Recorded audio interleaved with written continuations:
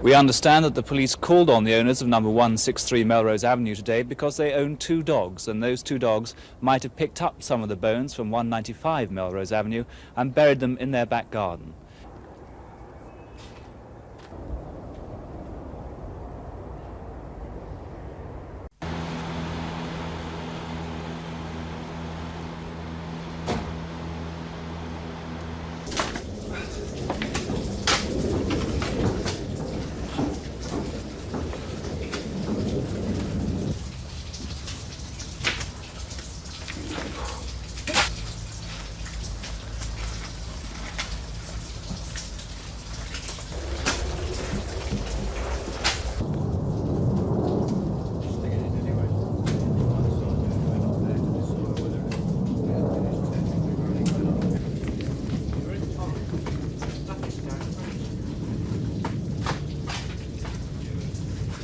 Anything that is found is given to one of my exhibit officers, and the item concerned will then go to the laboratory for scientific examination.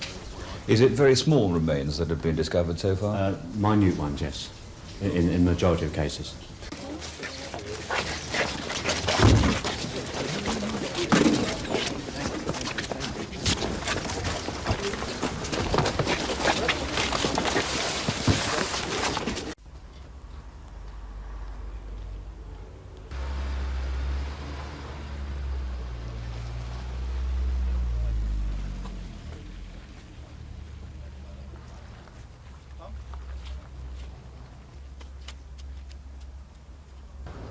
It was precisely 10 o'clock when Dennis Andrew Nilsen was led into the dock to face the bench of 3 magistrates.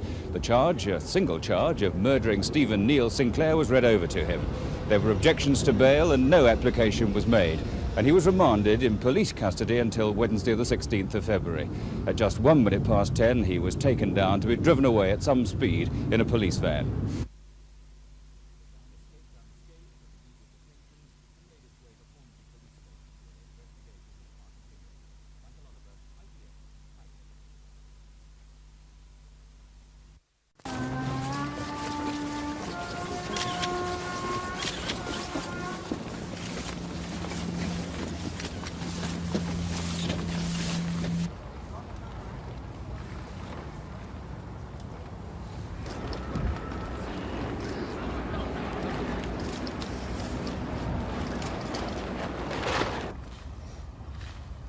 We are continuing the search of the rear garden, as I've already told you over the past few days. But this morning we're also, in addition, dealing with what I call the waste ground at the back of these premises you'll see behind me. Officers from the Cadet School have started a careful search of the undergrowth, and I think it's right to say that we have found a significant amount of human bones. Apart from that, we've also found a large quantity of personal clothing, and the difficulties with that, of course, is that there may well be a situation where local people are throwing their rubbish on this common ground, which will add to the complications. Since I last spoke to you, we have found in the rear garden, as opposed to the common ground, various other bones, and also a part of a jaw with teeth attached to it. Is it possible to say whether it's a male or female jaw? I can't tell you. No. And what kind of clothing have you found? At the present moment, it's just ordinary clothing. We haven't looked at it minutely, but it's ordinary clothing. I can tell you more once I've seen it.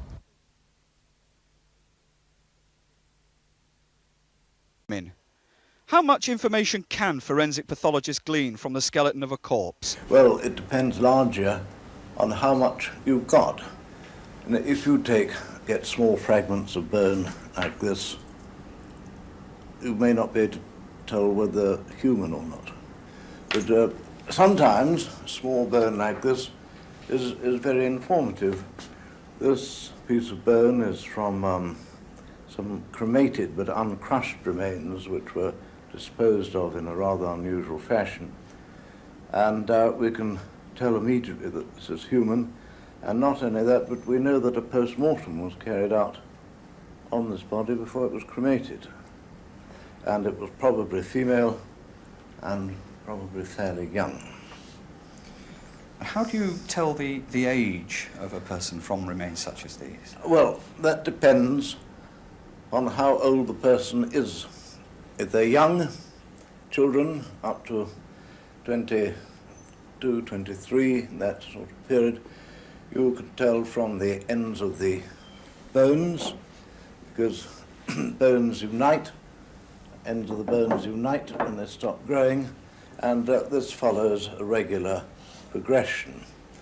After 25, it becomes more difficult, and one uses an articular surface of the pelvis. This is the bone from the front of the pelvis, pubis, and the articular surface here will give you reasonable idea of the age. And then as you get older, so it becomes more difficult, and get very old, we go over 40, we go for the closures of the sutures, first of all on the inside, and all the way through these periods of life, one also goes for the teeth, because there are various ways of estimating age from the wear and tear on the teeth. Professor Mont's colleague, Dr. Lee, gave me some examples. Occasionally a skull or other bone may indicate the injuries which are present. This skull here, one can see that part of the right-hand side is missing. There are some very superficial marks on the bone fragments here which indicated the kind of weapon that had been used. And I was able to suggest that this individual had probably been chopped in the face with an axe, which was subsequently shown to be the case. This scapula or shoulder blade shows a couple of injuries as well. These were picked up once a very badly decomposed body was located, and these injuries are bayonet injuries. Very unusual, but we do have the odd homicide committed with bayonets here, and obviously very useful if one can pick it up. These bones have already yielded their secrets to the forensic pathologist, but whether the remains the police have found in North London will be enough to reveal the terrible secrets of 195 Melrose Avenue remains to be seen.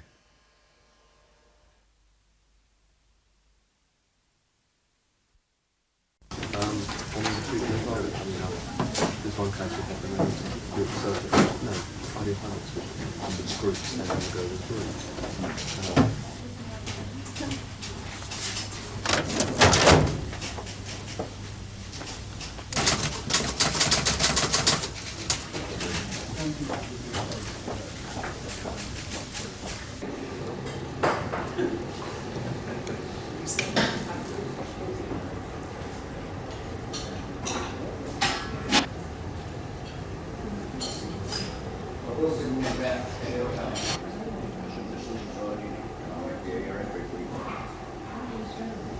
We had a person who died on the streets last year, and it was 3 weeks before his body was found. It was only just around the corner in Marylebone Station.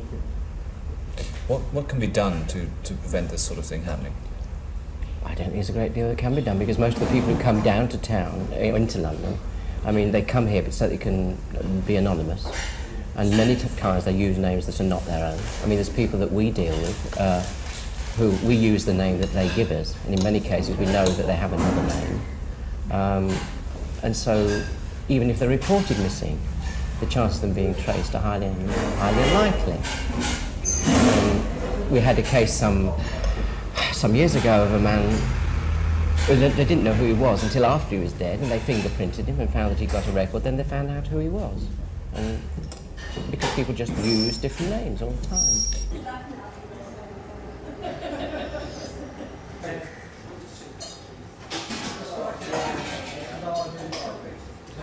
Not to worry. And we went to Muswell Hill, and he said I could sleep there and have food there the next day until he found us somewhere. I fell asleep, and about 3:30 in the morning, I woke up, and he was right beside me. And I looked at him, I said, "What are you doing?" And he said, "You knocked the fire over, and that's why I woke you up. It could have burnt the carpet." But after that, I didn't get back to sleep, because it was hot in there, but I didn't get back to sleep. And he wouldn't, and he kept on talking. He said, why don't you go to sleep? Go to sleep, for goodness sake. For God's sake, go to sleep. I fell asleep for about another hour. He fell asleep too. And then when we woke up, I left.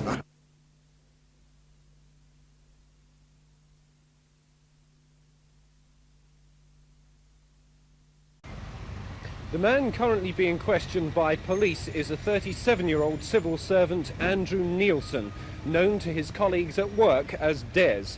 For the past 6 months, he's been working here at the Manpower Services Commission in London's Kentish Town. Before that, he'd worked at 2 other branches of the MSC.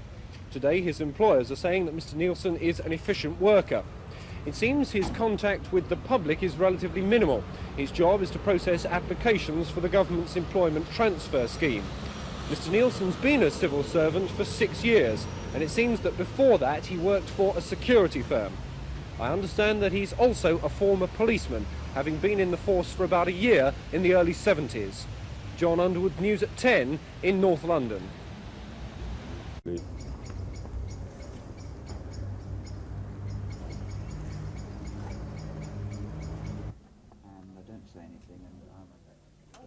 Well, it was about 8 o'clock, and the police came to the front door and said, could they go in my garden?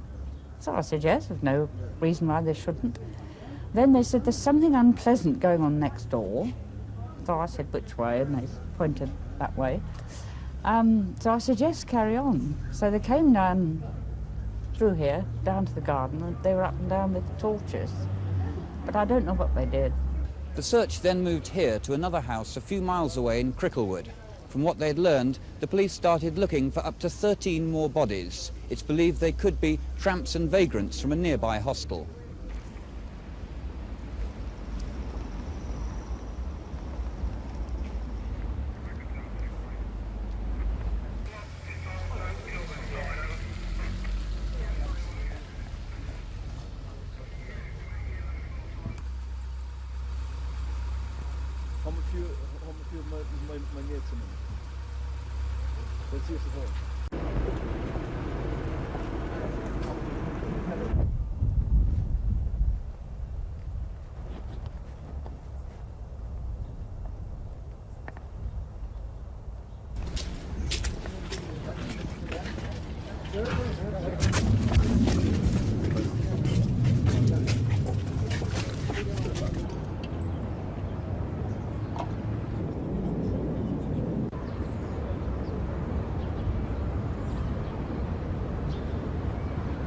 We were digging in the garden, just removing builders' rubbish and rubble in the morning, and they came at lunchtime, just after we'd been in the garden.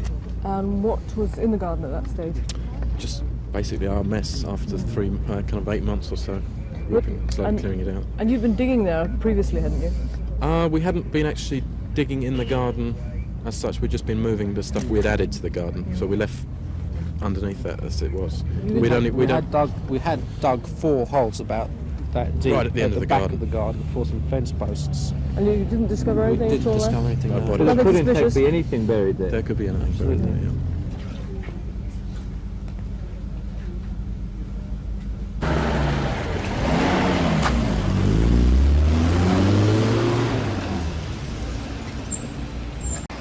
The judge, Mr. Justice Croom Johnson, told the jury they had to decide whether Nilsen's responsibility for the killings was impaired, and if so, whether the impairment was substantial. He told them, there is no specific test for you to apply, it is simply for you to use your common sense.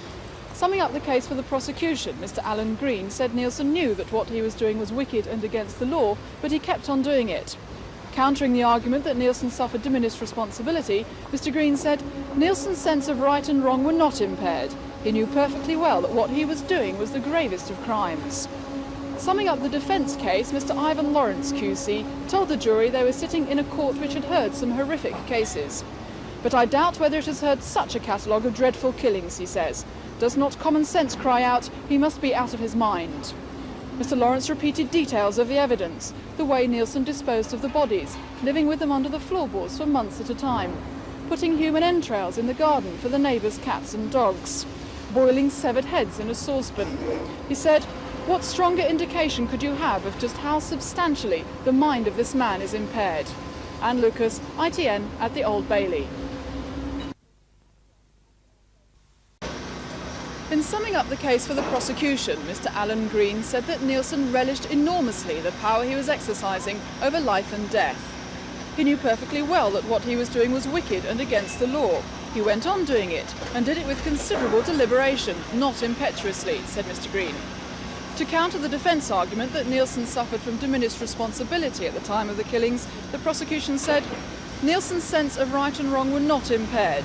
He knew perfectly well that what he was doing was among the gravest of crimes. In summing up the defence case, Mr. Ivan Lawrence QC told the jury they were sitting in the most famous court in the land.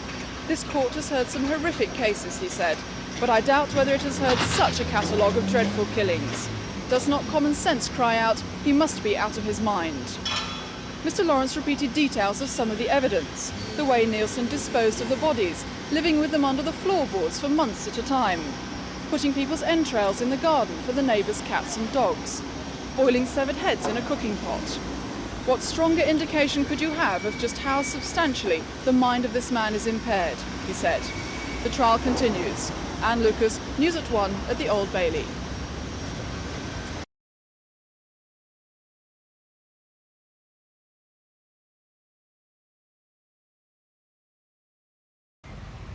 The man currently being questioned by police is a 37-year-old civil servant, Andrew Nilsen, known to his colleagues at work as Des. For the past 6 months, he's been working here at the Manpower Services Commission in London's Kentish town. Before that, he'd worked at 2 other branches of the MSC. Today, his employers are saying that Mr. Nilsen is an efficient worker. It seems his contact with the public is relatively minimal. His job is to process applications for the government's employment transfer scheme. Mr. Nilsen's been a civil servant for 6 years, and it seems that before that he worked for a security firm. I understand that he's also a former policeman, having been in the force for about a year in the early 70s. John Underwood, News at 10 in North London.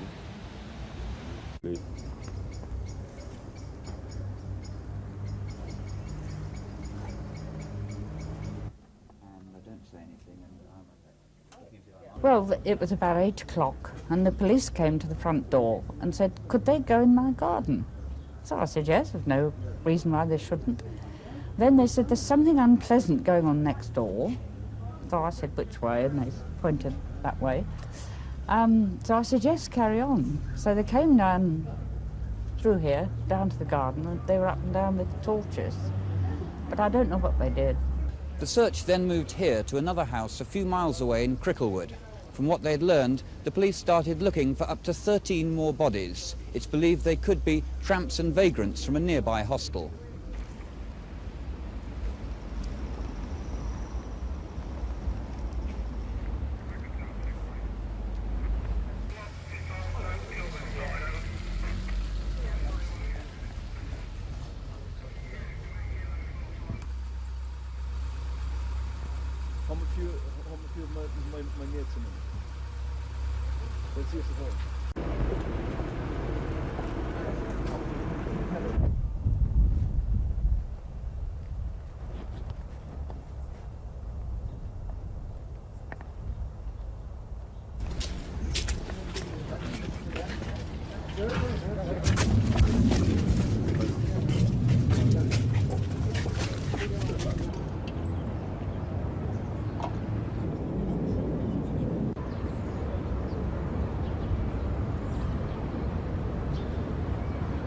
We were digging in the garden, just removing builders' rubbish and rubble in the morning, and they came at lunchtime, just after we'd been in the garden. And what was in the garden at that stage? Just basically our mess after 8 months or so. We've been slowly clearing it out. And you'd been digging there previously, hadn't you? We hadn't been actually digging in the garden as such. We'd just been moving the stuff we had added to the garden, so we left underneath that as it was. We had dug 4 holes about that deep right at the end of the back of the garden for some fence posts. And you didn't discover anything at all? We didn't discover anything. No. There Nothing could in suspicious? fact be anything buried there. There could be anything buried there, yeah.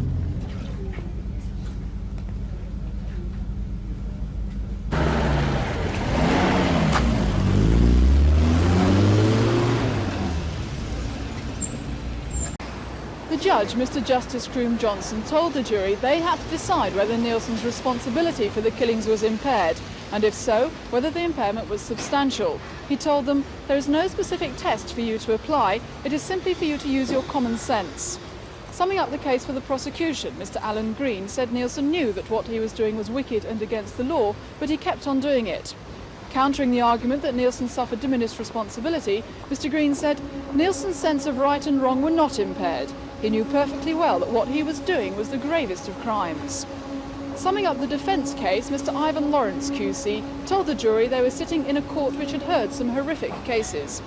But I doubt whether it has heard such a catalogue of dreadful killings, he says. Does not common sense cry out, he must be out of his mind? Mr. Lawrence repeated details of the evidence, the way Nilsen disposed of the bodies, living with them under the floorboards for months at a time, putting human entrails in the garden for the neighbours' cats and dogs, boiling severed heads in a saucepan. He said, what stronger indication could you have of just how substantially the mind of this man is impaired? Anne Lucas, ITN at the Old Bailey. In summing up the case for the prosecution, Mr. Alan Green said that Nilsen relished enormously the power he was exercising over life and death. He knew perfectly well that what he was doing was wicked and against the law. He went on doing it, and did it with considerable deliberation, not impetuously, said Mr. Green. To counter the defence argument that Nilsen suffered from diminished responsibility at the time of the killings, the prosecution said Nilsen's sense of right and wrong were not impaired. He knew perfectly well that what he was doing was among the gravest of crimes. In summing up the defence case, Mr. Ivan Lawrence QC told the jury they were sitting in the most famous court in the land. This court has heard some horrific cases, he said, but I doubt whether it has heard such a catalogue of dreadful killings. Does not common sense cry out, he must be out of his mind? Mr. Lawrence repeated details of some of the evidence, the way Nilsen disposed of the bodies, living with them under the floorboards for months at a time, putting people's entrails in the garden for the neighbours' cats and dogs, boiling severed heads in a cooking pot. What stronger indication could you have of just how substantially the mind of this man is impaired, he said. The trial continues. Anne Lucas, News at 1 at the Old Bailey.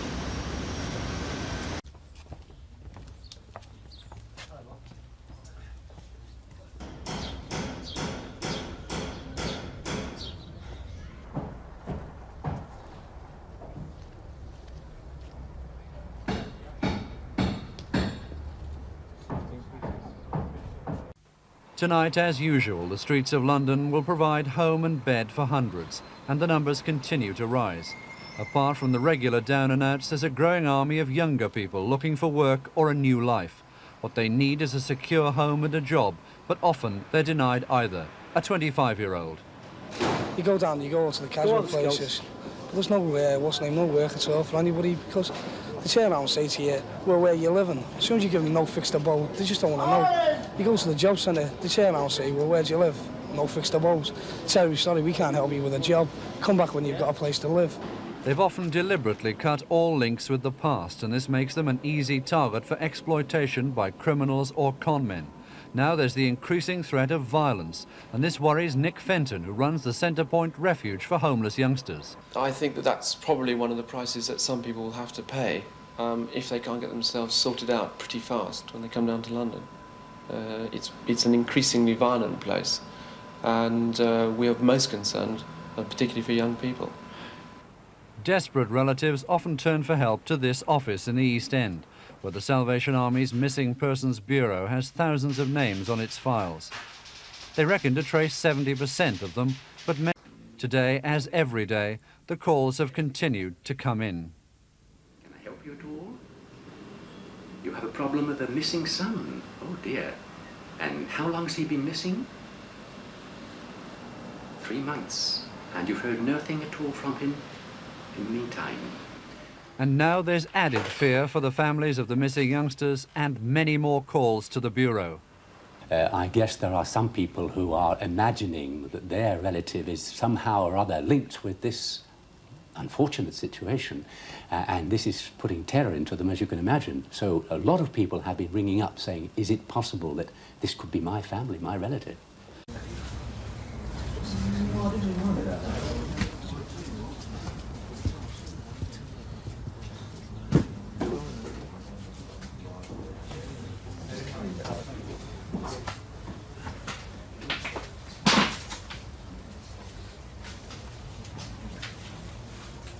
quite honestly, no, we're not. But as you appreciate, a lot will depend on whether we get any other evidence outside of the house or from anybody else that may assist us to identify any of the deceased persons. Has any evidence come to light which you think might lead the search going in other directions, in other areas? Not at the moment. No, I propose to keep that option open.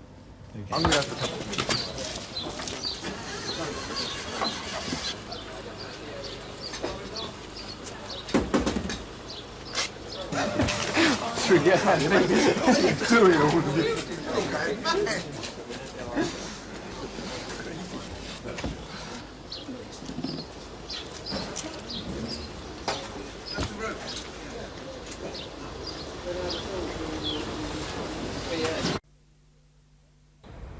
Nilsen spoke clearly and articulately in his soft Scottish accent of this, his 14th court appearance.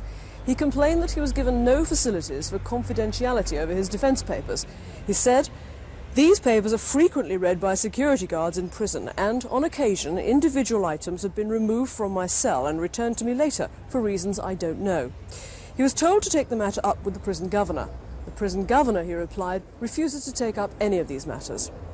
With that, he was escorted from the court and back to prison, but not before bidding us a special farewell.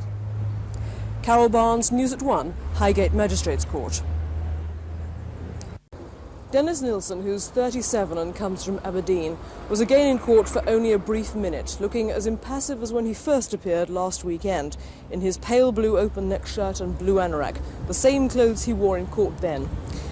He's charged with the murder of 20-year-old Stephen Sinclair on or about the 1st of February at number 23 Cranley Gardens in Muswell Hill in North London.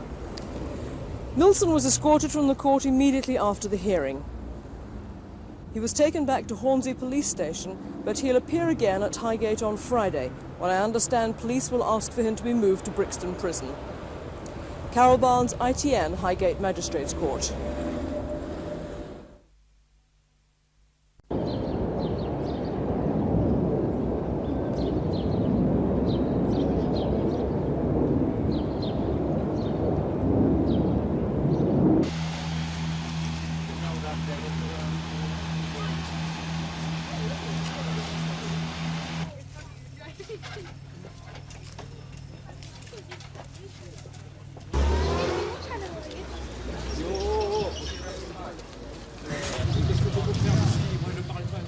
We found a number of interesting items which can only be established once pathologists has examined it. Are you satisfied that they are in fact human bodies?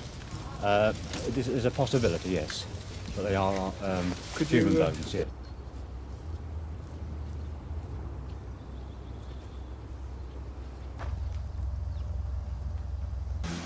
We have found considerable items of bone this morning and this afternoon, and we will continue with the search tomorrow.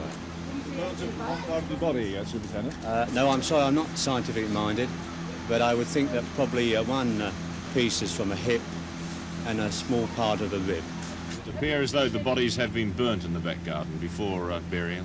There's a possibility.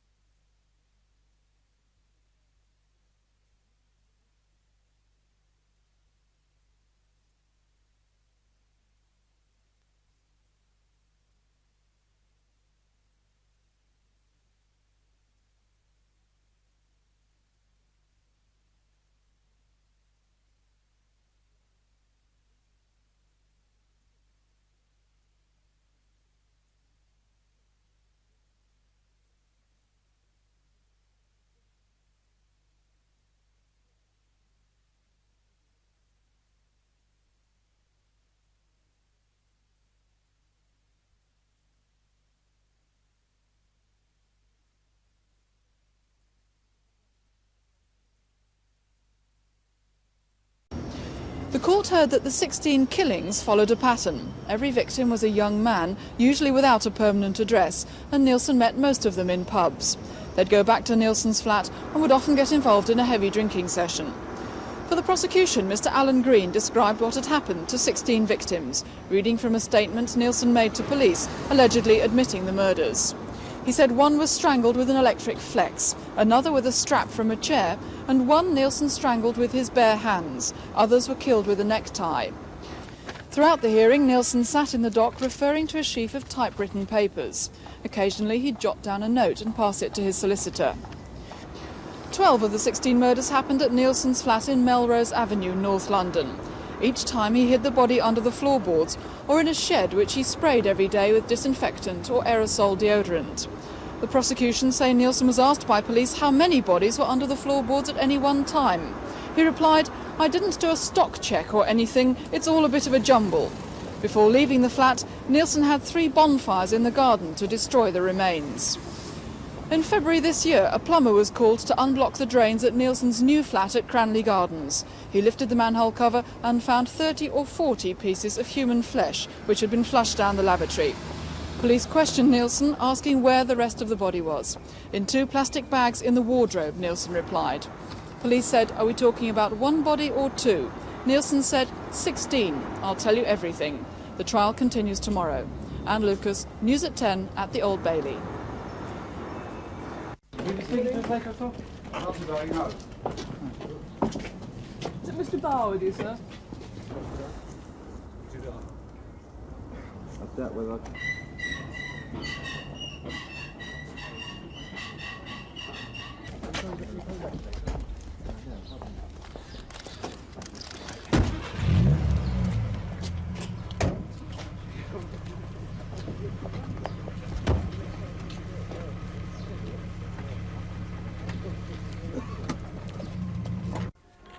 The cadets arrived mid-morning, 17 years old and fresh from the police training school in North London. They set to work straight away on their hands and knees, scratching at the surface soil on the wasteland behind the house, and it was clear from the beginning they were making a lot of finds.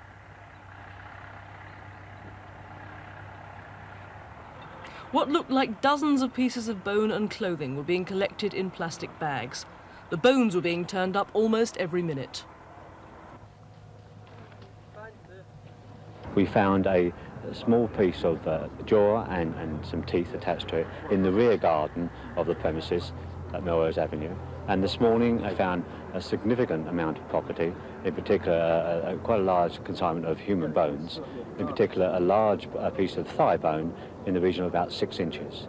Are these bones going to make it more easy for you to identify possible victims?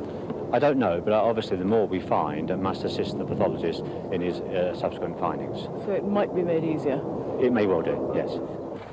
The search continues tomorrow and should last until the weekend. Carol Barnes, ITN in North London.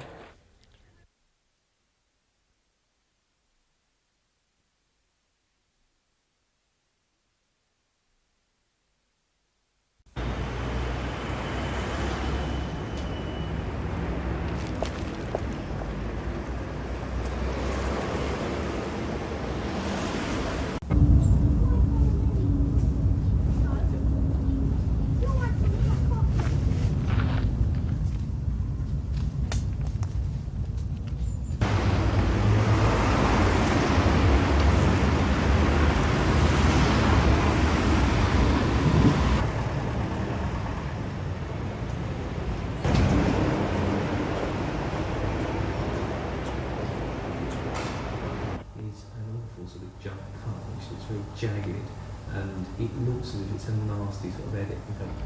I fell asleep and I woke up and he was strangling me, and I passed out after sort of thinking. I thought that I'd got caught up in the sleeping bag which he had warned me about, and I thought he was helping me out, but he wasn't. And anyway, I passed out from that. And I remember vaguely hearing water running and being carried, and I felt very cold, and I realised I was in the bath and he was trying to drown me. Dennis Andrew Nilsen was born on the 23rd of November 1945 in Fraserburgh, Scotland. He spent the early years of his life in this house. According to his mother, he was a quiet boy. Little, if anything, marked him out from the ordinary.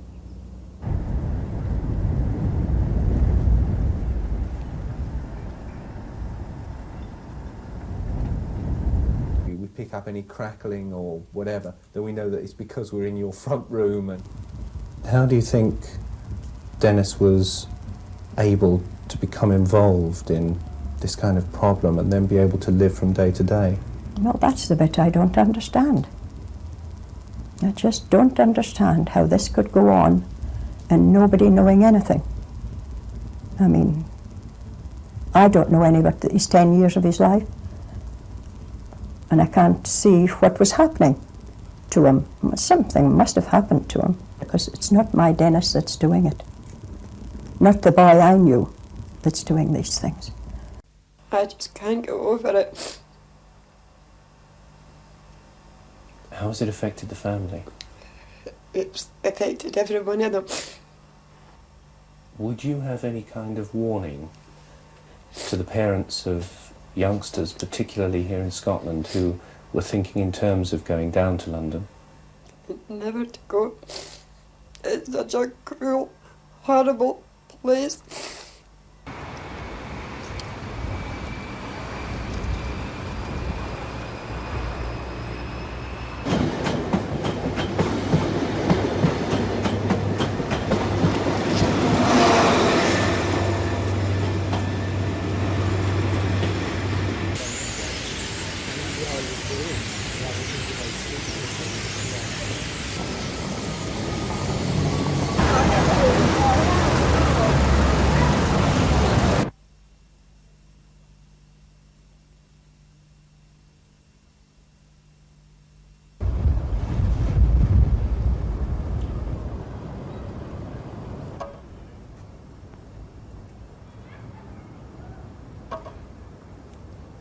When they first brought up on News at 10, when we saw the ground, and I didn't really think about it much because I didn't think Billy could be one of the victims. He knew how to handle himself and take care of himself.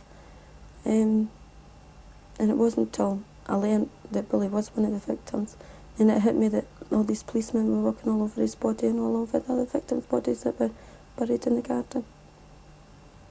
I mean, I loved the guy, I married him. Do you still feel in your mind, in your heart, that Dennis is still very much your son? Yes, he's always my son. And that's why I want him to know that we're all concerned about him. And I just hope he'll get some help to cope with the situation he's in.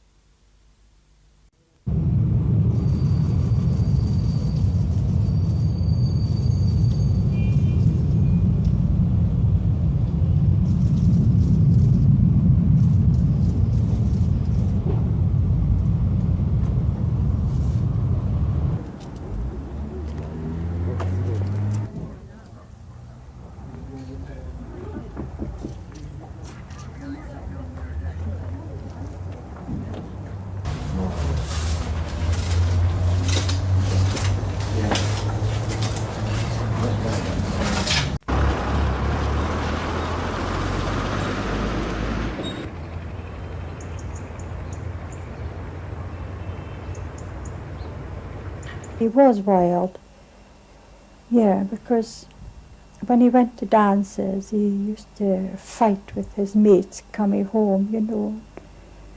Always the fists up, always on the defensive, all the time. Sort of very spontaneously, I'm sort of just asking you a question or whatever.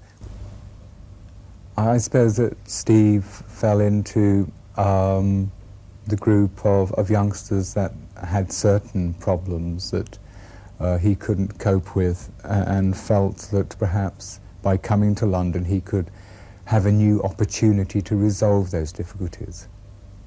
Why then was it a bad idea for him to come to London? I mean, what sort of problems did he face when he came? Well, I think like most of the youngsters that come to London, the first thing that they find is that London isn't what it appears to be on television, which are the bright lights of Piccadilly. But really, London is a very sad place.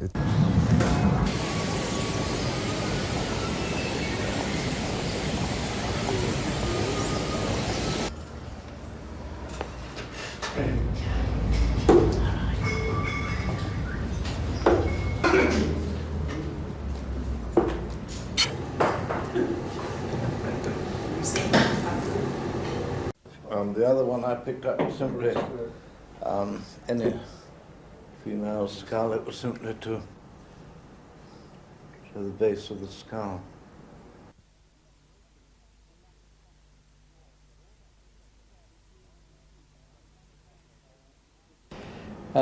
This case was that of a person who had been found in a skeletal state some months after death. And two of the most useful bones, from my point of view, were these at the back of the neck, the uppermost part of the neck. And these cuts in the bone indicated that an attempt had been made at decapitation.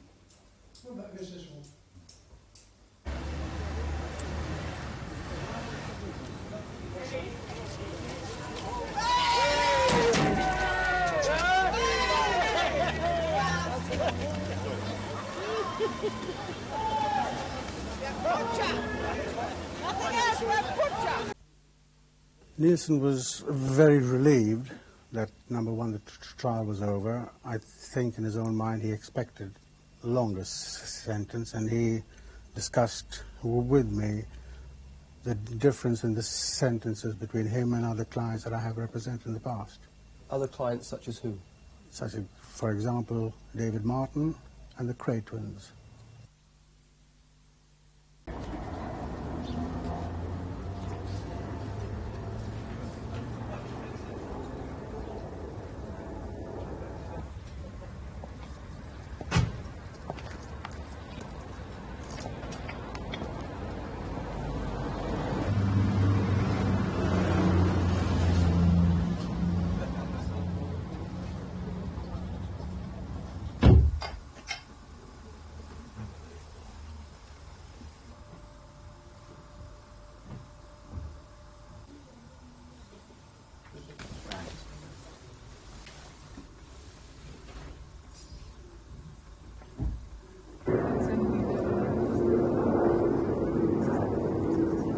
We don't really have much option. I mean, if we're going to sell it, it will become common knowledge and it will become generally known, and we don't really have any alternative.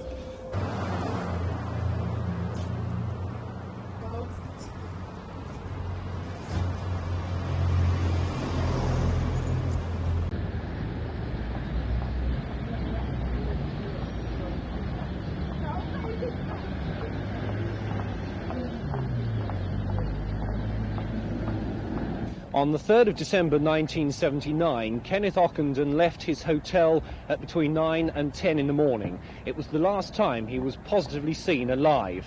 In his hotel room, the police found his personal diary, from which they were able to reconstruct every journey he'd made during his 3-month stay in the UK. What they didn't find was Kenneth Ockenden's British passport or his Canadian driving licence.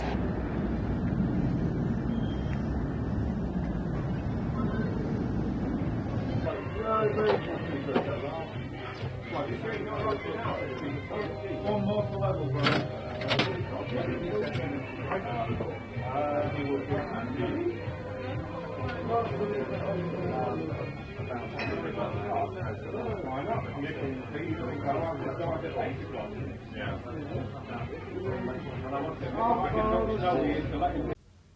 Chief Inspector Peter J. read out the statement, which he said was in Nilsen's own handwriting.